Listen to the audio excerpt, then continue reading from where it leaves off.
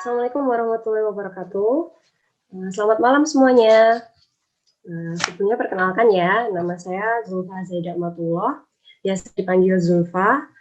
Jadi teman-teman atau adik-adik bisa manggil Kak Zulfa.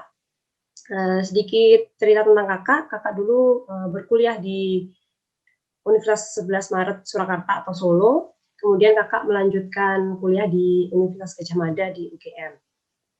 Sesuai dengan jadwal, pada malam hari ini kita akan belajar mata pelajaran fisika dengan bab materi yakni arus arah dan listrik statis. Jadi pada malam hari ini kita belajar dua bab ya. Karena kita belajar dua bab, kita mulai dulu dari bab yang pertama yakni mengenai arus arah.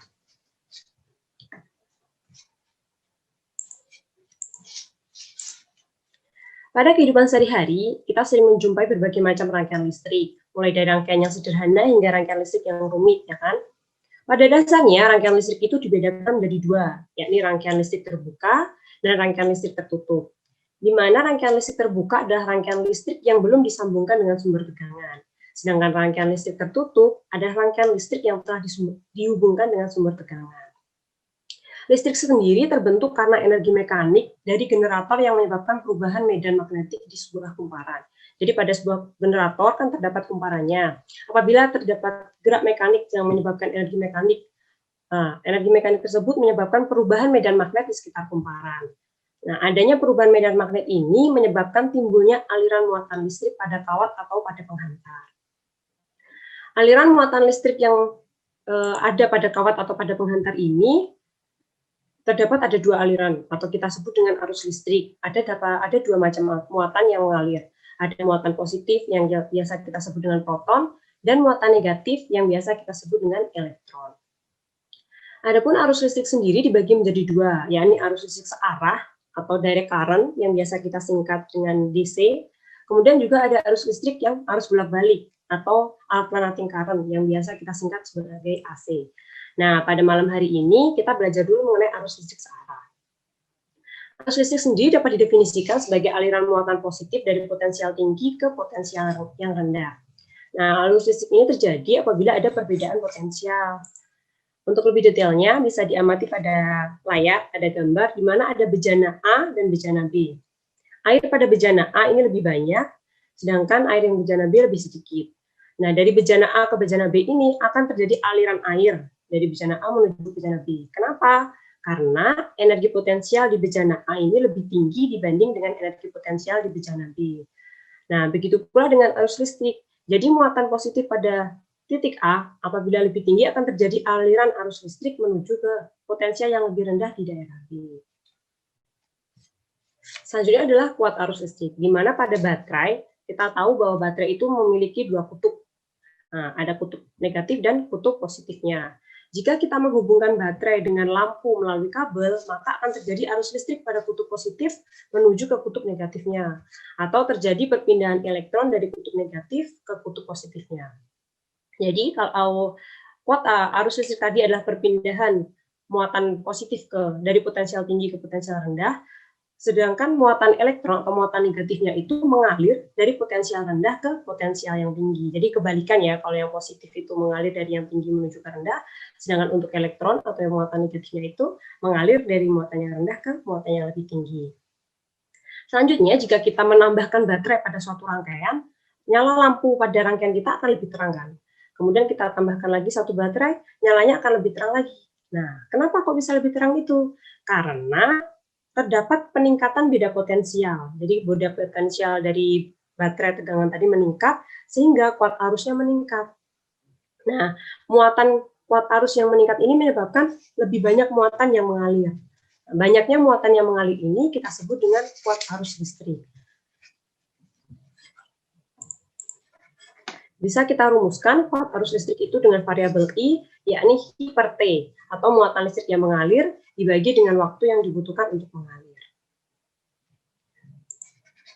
Dengan demikian, yang dimaksud dengan kuat arus listrik adalah jumlah muatan listrik yang melalui penampang suatu penghantar setiap satuan waktu, di mana satuan dari kuat arus atau I adalah ampere. Lalu bagaimana untuk mengukur kuat arus listrik? Nah, alat yang digunakan untuk mengetahui atau mengukur kuat arus listrik disebut dengan ampermeter. Cara memasangnya adalah dengan menghubungkan terminal positif pada ampermeter dengan kutub positif pada sumber tegangan. Dan terminal negatif pada ampermeter kita hubungkan dengan kutub negatif pada sumber tegangan. Nah, pemasangan ampermeter ini dipasang secara seri dengan rangkaian yang akan kita ukur besarnya kuat arusnya. Nah, pada rangkaian listrik kita juga sering mendengar istilah saklar dan sekring, di mana saklar adalah alat yang kita gunakan atau berfungsi untuk memutus arus listrik dalam waktu yang sementara. Semisal di rumah-rumah kita sering mendapati saklar lampu, di mana berfungsi untuk mematikan atau menyalakan lampu secara sementara. Apabila saklar kita tutup, maka lampu akan menyala karena terjadi aliran arus listrik. Tapi apabila saklar kita buka, nah dengan membukanya saklar ini memutus aliran arus listrik sehingga lampu mati. Sama halnya dengan saklar, fungsi dari sekring sebenarnya juga sama, yakni untuk memutus arus listrik. Namun, sekring bekerja secara otomatis. Nah, jika arus listrik yang melewati pada sekring ini terlalu besar atau melebihi kapasitas, maka dalam komponen sekring itu kan terdapat serabut-serabut kawat-kawat kecil. Nah, karena adanya arus yang melebihi kapasitas ini akan memutus atau melelehkan secara otomatis serabut dalam sekring tersebut, sehingga aliran arus listrik akan berhenti. Sekring di sini berperan penting apabila terjadi konsleting dalam rumah. Apabila tiba-tiba ada arus yang masuk, nah, peran sekring dibutuhkan sekali sehingga tidak terjadi hal-hal yang tidak diinginkan, misal adanya terjadi konsleting sehingga menyebabkan kebakaran dan sebagainya. Selanjutnya kita belajar mengenai potensial listrik. Potensial listrik adalah banyaknya muatan yang terdapat dalam suatu benda. Nah, apabila suatu benda dikatakan mempunyai potensial listrik yang lebih tinggi daripada benda yang lain, maka benda tersebut memiliki muatan positif yang lebih banyak daripada muatan yang lain. Pada potensial listrik atau beda tegangan listrik, timbul karena dua buah benda memiliki potensial listrik yang berbeda dan dihubungkan oleh suatu penghantar. Nah, kita sudah tahu bahwa muatan listrik itu mengalir karena adanya perbedaan potensial listrik dari potensial yang tinggi ke potensial yang rendah. Nah, adanya perbedaan nilai muatan antar titik ini menyebabkan beda potensial listrik atau yang kita sebut dengan tegangan. Jadi potensial listrik ini berfungsi untuk mengalirkan muatan dari satu titik kepada titik yang lainnya. Nah, potensial listrik ini kita simbolkan dengan variabel V dengan satuan volt, di mana V sama dengan W per V. W adalah usaha, V-nya adalah muatan listriknya. Untuk mengukur potensial atau beda potensial listrik atau tegangan, kita gunakan alat yang disebut dengan voltmeter. Nah, voltmeter ini dipasang secara paralel. Apabila untuk mengukur kuat arus tadi menggunakan ampermeter kita pasang secara seri, untuk mengukur beda potensial atau tegangan menggunakan voltmeter, kita pasang secara paralel. Dengan menghubungkan terminal positifnya dengan nilai beda potensial yang lebih tinggi, dan terminal negatifnya dengan nilai beda potensial yang lebih rendah. Selanjutnya kita akan belajar mengenai hukum Ohm, di mana pada rangkaian listrik tertutup akan terjadi aliran arus listrik. Arus listrik ini mengalir karena adanya beda potensial dari suatu titik kan, dari antara dua titik yang titik 1 dan titik 2 itu mengalami perbedaan nilai muatan sehingga terjadi aliran. Perbedaan ini kan mengakibatkan aliran yang menyebabkan alat-alat elektronik dalam rumah tangga atau alat yang kita gunakan ini dapat berfungsi. Orang pertama yang menyelidiki hubungan antara kuat arus dengan beda potensial ini disebut adalah George Simon Ohm. Itu beliau seorang ahli fisikawan dari Jerman, di mana Ohm berhasil menemukan hubungan secara matematis antara kuat arus listrik dan beda potensial, yang kemudian kita sebut dengan hukum Ohm. Nah, hukum Ohm ini dirumuskan dengan persamaan R sama dengan V per I, atau bisa kita pindah ruas, V sama dengan I kali R. Di mana V adalah beda potensial atau tegangannya, I adalah kuat arus, dan R adalah hambatan listriknya dengan satuan Ohm. Pada kehidupan sehari-hari, kadang kita sering menemukan beberapa macam peralatan listrik memiliki label atau berketerangan misal 220 volt per 2 ampere. Maknanya apa? Maknanya bahwa alat tersebut akan bekerja secara maksimal, awet, dan tahan lama apabila kita gunakan di tegangan 220 volt dan kuat arus 2 ampere. Lalu kalau kita pasang di tegangan yang lebih tinggi bagaimana? Nah, kita tahu di label itu ada label tulisan 220 volt per 2 ampere. Artinya apa? Pada alat tersebut kita peroleh nilai hambatan listriknya atau hambatan alat tersebut adalah 110. Nah, kita masukkan ya, misal dalam rumus tadi, V-nya 220, I-nya 2 ampere. Kita peroleh nilai R-nya 110 ohm kan. Apabila alat tersebut kita gunakan di tegangan yang lebih tinggi, misal dengan tegangan 440, maka akan diperoleh nilai kuat arus yang lebih tinggi. Nilainya kuat arus jadi 4 ampere kan. Dengan nilai kuat arus yang lebih tinggi ini, misalkan itu pada suatu rangkaian lampu, lampunya akan nyala makin terang, semakin lebih terang. Namun, dengan semakin terang dan kuatnya nyala lampu tadi, menyebabkan lampu tidak tahan lama, cepat rusak, cepat putus, dan sebagainya. Nah, sebaliknya, kalau kita gunakan di tegangan yang lebih rendah, misal di tegangan 50 volt, gitu kan. Kalau kita gunakan di tegangan 50 volt, otomatis nilai kuat arusnya akan makin kecil, hanya 0,5 ampere. Hal ini menyebabkan nyala lampunya jadi redup, atau bahkan tidak bisa menyala. Jadi perlu kita perhatikan dalam penggunaan alat-alat listrik di kehidupan sehari-hari kita ya. Nah, selanjutnya kita belajar mengenai hambatan listrik atau yang sering kita sebut dengan resistor. Berdasarkan persamaan hukum Ohm tadi, hambatan listrik dapat didefinisikan sebagai hasil bagi beda potensial antara ujung-ujung penghantar dengan kuat arus yang mengalir pada penghantar tersebut. Jadi, R hambatan listrik itu adalah V dibagi I, beda potensial atau tegangan dibagi dengan besarnya kuat arus. Lalu bagaimana untuk mengukur besarnya hambatan listrik? Alat yang digunakan untuk mengukur atau mengetahui besarnya hambatan listrik ini disebut ohmmeter. Namun ada pula alat yang disebut multimeter. Namanya aja udah multi itu kan banyak. Nah, fungsi multimeter ini bisa mengukur kuat arus, beda potensial, dan hambatan sekaligus. Jadi, kalau kita menggunakan ohmmeter, kita tinggal membaca skala yang tertera pada ohmmeter, kita ketahui nilai besarnya hambatannya kan. Tapi kita bisa menghitung secara manual, dengan cara kita ukur dulu kuat arusnya berapa, misal menggunakan multimeter atau menggunakan ampermeter. Setelah itu, kita ukur nilai beda tegangannya berapa, menggunakan voltmeter atau menggunakan multimeter. Dari nilai skala yang terbaca pada voltmeter dan ampermeter tadi, kita bisa hitung besarnya hambatan dengan dimasukkan ke rumus V sama R sama dengan V dibagi I. Selanjutnya belajar mengenai hukum Kirchhoff. Orang pertama yang sebelumnya kan kita sudah belajar mengenai proton dan elektron, kemudian belajar mengenai besarnya kuat arus listrik dalam suatu rangkaian tertutup kan. Rangkaiannya hanya satu jalan, hanya satu lintasan, tidak bercabang dan sebagainya. Lalu kalau kita punya rangkaian yang bercabang, mempunyai banyak lintasan, bagaimana menghitungnya? Menghitung kuat arusnya, menghitung voltmeternya bagaimana? Nah, kita bisa gunakan dengan hukum Kirchhoff. Nah, sebelumnya perhatikan dulu di gambar ya. Misal kita misalkan nih, sebelah kiri ini ampermeter pertama, kemudian kita misalkan lagi yang atas ini ampermeter kedua, kemudian yang di bawah adalah ampermeter ketiga, dan yang paling kanan adalah ampermeter keempat. Kita bisa amati dalam gambar bahwa nilai ampermeter pada ampermeter 1 dan ampermeter 4 ini menunjukkan skala yang sama. Sedangkan jumlah antara skala yang ditunjukkan oleh ampermeter 2 ditambah dengan ampermeter 3 ini sama dengan skala yang ditunjukkan oleh ampermeter 1 dan ampermeter 4. Hal ini artinya apa? Bahwa arus yang masuk pada titik percabangan akan sama dengan kuat arus yang keluar pada titik percabangan tersebut.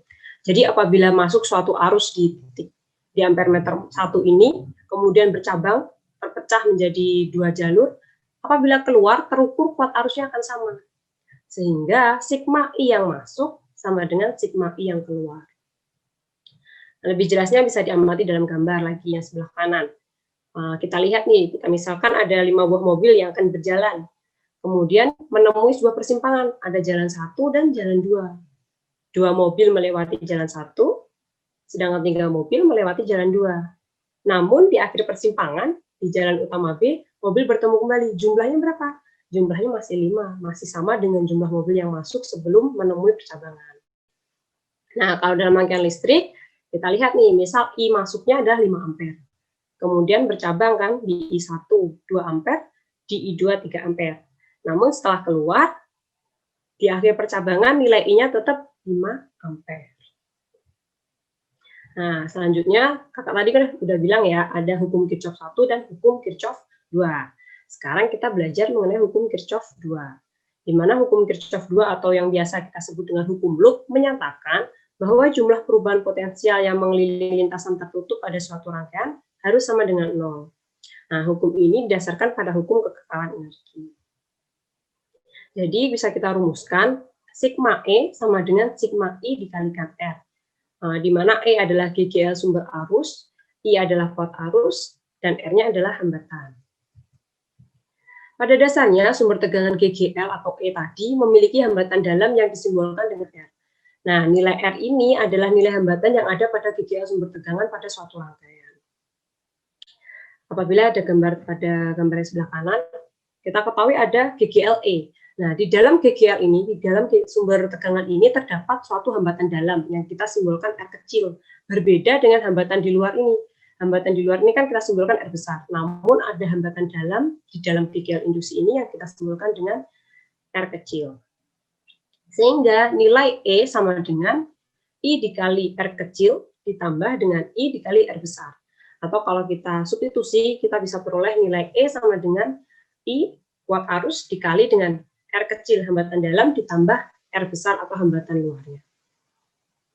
Sedangkan untuk mencari nilai kuat arusnya atau apabila kita disuruh mencari I-nya, I sama dengan E dibagi dengan R kecil ditambah R besar. Nah, nilai I kali R besar pada suatu rangkaian tadi merupakan tegangan penggunaan di luar sumber arus kan? Karena kan nilainya itu di luar sumber arus, di luar GGL-nya. Nah, ini bisa kita simbolkan dengan K atau yang biasa kita sebut dengan tegangan jepit. Jadi dari persamaan yang di atas yang panjang ini, kita bisa memperkecil atau mempersingkat persamaannya menjadi E sama dengan I dikali R kecil ditambah dengan K atau tegangan jepitnya. Nah, dari rangkaian hambatan selanjutnya, kita sudah mengenal mengenai hambatan atau resistor. Hambatan sendiri ini bisa dirangkai secara seri, paralel, maupun campuran. Yang pertama kita akan belajar mengenai hambatan seri. Di mana hambatan seri atau rangkaian hambatan seri adalah rangkaian yang disusun secara berurutan atau segaris. Pada rangkaian hambatan seri yang dihubungkan dengan suatu sumber tegangan, besar kuat arus di setiap titik pada rangkaian tersebut adalah sama. Nah, bila salah satu hambatan ada yang putus, maka arus listrik pada rangkaian tersebut juga akan putus. Nah, semisal pada rangkaian yang pertama, ada lampu disusun secara seri. Apabila lampu satu putus atau lampu satu rusak, maka akan memutus aliran listrik, sehingga lampu selanjutnya, lampu kedua tidak akan menyala.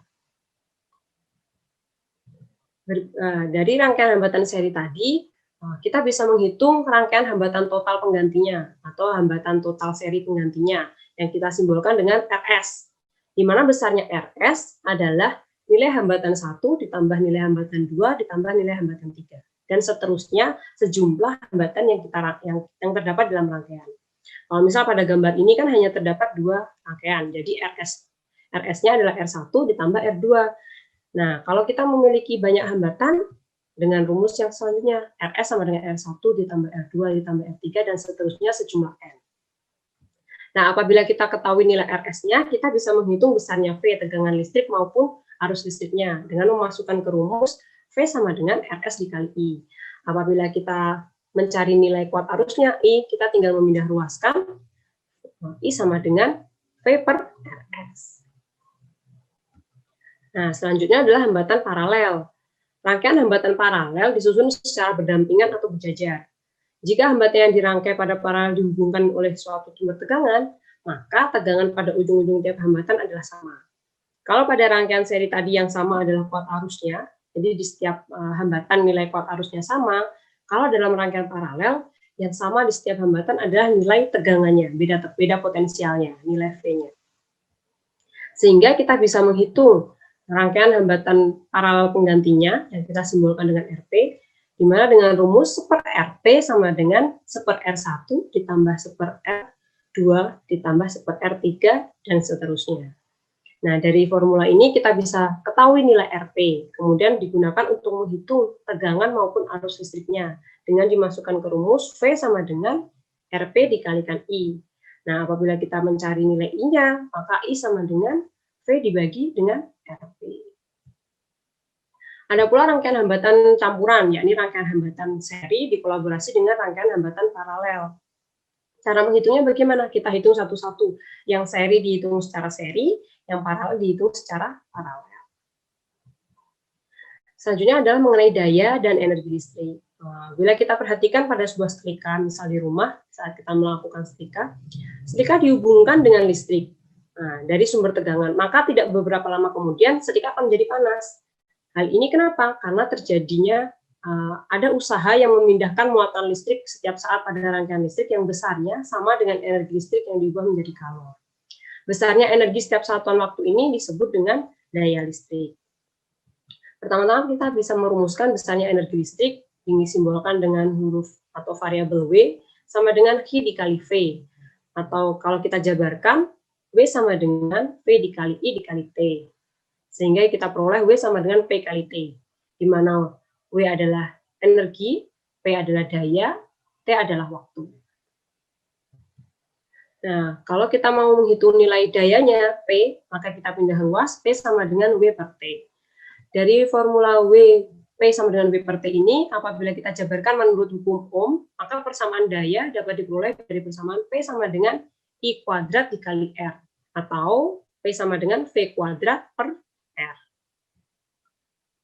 Tinggal kita substitusi dari persamaan hukum Ohm ke persamaan daya dan energi.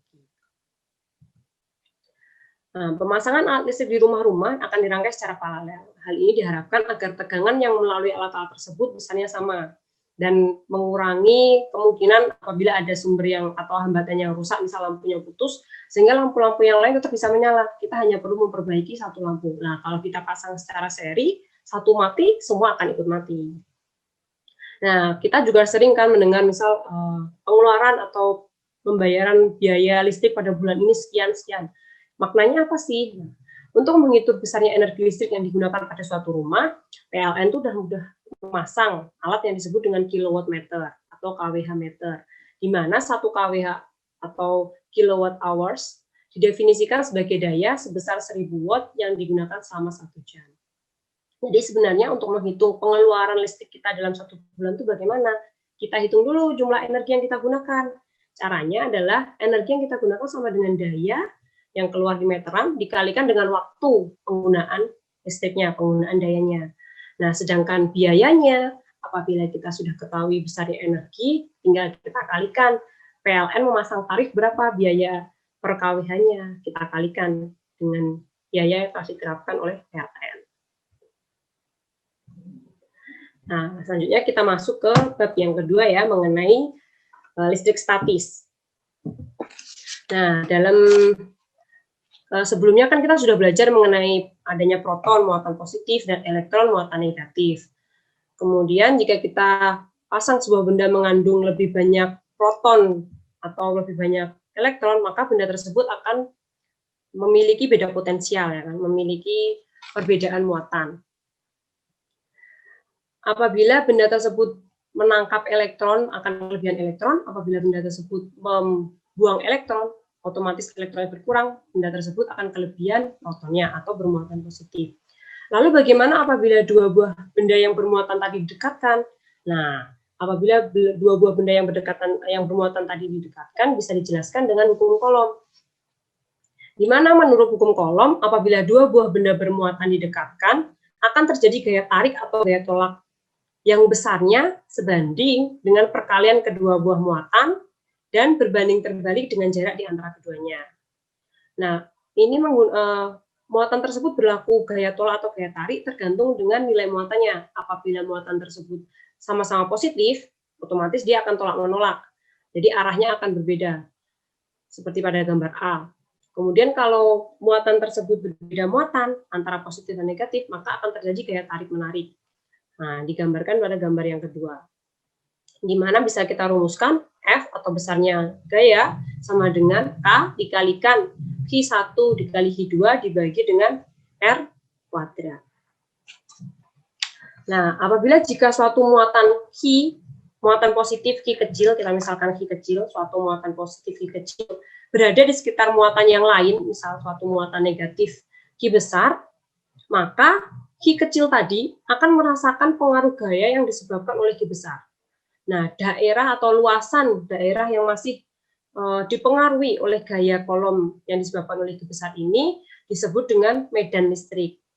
Nah, besarnya medan listrik kita sebut dengan kuat medan listrik. Disimbolkan dengan variabel E. di mana kuat medan listrik atau E sama dengan F per Q. Atau kita tulis E sama dengan K dikali Q besar per R kuadrat. Selanjutnya mengenai energi potensial dan potensial listrik. Setiap medan gaya akan melibatkan usaha dan energi, di mana usaha, tadi kita jelaskan bahwa usaha merupakan perubahan energi potensial. Nah, tentu kalian sudah sering mendengar tentang beda potensial, ya kan? Sehingga energi potensial tadi kita rumuskan EP sama dengan K dikali Q1 dikali Q2 per R. Nah, karena kita sudah belajar mengenai beda potensial, yakni perbedaan potensial tinggi ke potensial rendah, adanya perbedaan nilai di antara dua titik sehingga menyebabkan beda potensial. Lalu potensial listrik itu apa? Nah, potensial listrik dalam bab ini definisikan sebagai besarnya energi potensial yang dimiliki suatu muatan dalam satu kolom. Kita formulasikan atau kita beri variabel potensial listrik itu V sama dengan EP per Q. Sehingga apabila kita jabarkan nilai V sama dengan K Q per R. Selanjutnya adalah mengenai hukum Gauss, di mana medan listrik sebagai besaran vektor digambarkan sebagai garis-garis yang memiliki arah atau anak panah. Contohnya pada gambar ya, apabila ada muatan titik positif seperti pada gambar, maka jumlah garis-garis medan listrik yang menembus secara tegak lurus pada suatu bidang dinamakan dengan flux listrik, atau kita simbolkan dengan psi. Bagaimana dengan medan listriknya? Medan listrik tersebut disebut dengan kuat medan listrik dan didefinisikan juga sebagai kerapatan garis-garis medan listrik. Nah, pada gambar kita bisa ilustrasikan besarnya flux, ada suatu sudut tegak lurus dengan bidang sehingga menyebabkan flux listrik yang kita simbolkan dengan V. Dengan menggunakan definisi dua besaran di atas, Gauss merumuskan hubungan antar besaran sebagai berikut, di mana jumlah garis medan atau flux listrik yang menembus suatu permukaan sebanding dengan jumlah muatan listrik yang dilingkupi oleh permukaan tersebut. Nah, pernyataan di atas itulah yang disebut dengan hukum Gauss. Nah, dengan memberikan simbol V, flux listrik V sama dengan Q per epsilon 0, atau kita bisa tuliskan V sama dengan E kali A cos theta, di mana V merupakan flux listrik dengan satuan Weber, E adalah kuat medan listrik, kemudian A adalah luas bidang yang terbatas garis-garis gaya, dan theta adalah sudut antara E dengan bidang normalnya.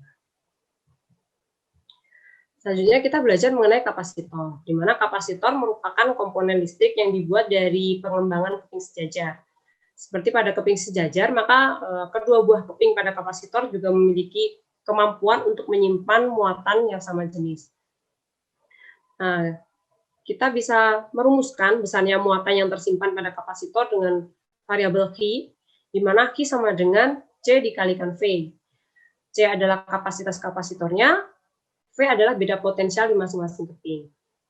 Nah, kapasitas kapasitor ini nilainya sebanding dengan luas penampang keping, atau sebanding pula dengan nilai permitivitas relatif bahan dielektrik, dan berbanding terbalik dengan jarak kedua buah keping. Sehingga kita bisa menulis besarnya C atau kapasitas kapasitor, itu adalah epsilon R dikali epsilon 0 dikalikan A per D, di mana epsilon R merupakan permitivitas relatif bahan dielektrik, kemudian epsilon 0 adalah permitivitas ruang hampa, dan A adalah luas penampang, D adalah jarak antar kepingnya. Kalau dalam hambatan listrik tadi kita mengenal rangkaian hambatan, dalam kapasitor pun ada rangkaian kapasitornya. Nah, kapasitor sendiri juga bisa disusun secara seri, paralel maupun campuran. Apabila kapasitor kita susun secara seri, kita susun secara berjajar, ya kan? Pada rangkaian seri ini, kapasitas kapasitor yang tersimpan akan bernilai sama. Akibatnya, beda potensial di tiap kapasitor akan berbanding terbalik dengan kapasitas kapasitornya. Kemudian ada pada rangkaian seri, beda potensial sumber E akan terbagi menjadi 3 bagian. Nah, dari rangkaian kapasitor seri ini, kita bisa membuat kesimpulan, besarnya Q sama dengan Q1, sama dengan Q2, sama dengan Q3, sama dengan Q total. Sedangkan besarnya E adalah V1 ditambah V2 ditambah V3. Dikarenakan nilai V sebanding dengan 1/C, nah kita bisa menghitung kapasitas penggantinya, kapasitas kapasitor yang kita simbolkan CS-nya, 1/CS sama dengan 1/C1 ditambah 1/C2 ditambah dengan 1/C3. Nah, apabila kita rangkai kapasitor secara paralel, maka rangkaian ini beda potensial ujung-ujung kapasitornya akan sama karena posisinya sama. Akibatnya muatan yang tersimpan sebanding dengan kapasitornya. Dan muatan total yang tersimpan sama dengan jumlah totalnya.